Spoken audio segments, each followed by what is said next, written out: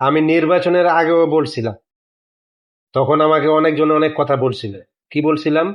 যে বাংলাদেশ কোনোদিন রাষ্ট্রীয়ভাবে ইসলাম ধর্ম কায়েম করতে পারবে না। ব্যক্তিগতভাবে সবাই মুসল্লি, ব্যক্তিগতভাবে সবাই জান্নাতি, ব্যক্তিগতভাবে সবাই ইমানদার মুমিন বান্দা মুত্তাকিন হয়ে যায়, কিন্তু রাষ্ট্রীয়ভাবে কোনোদিন সম্ভব না। কেন সম্ভব না?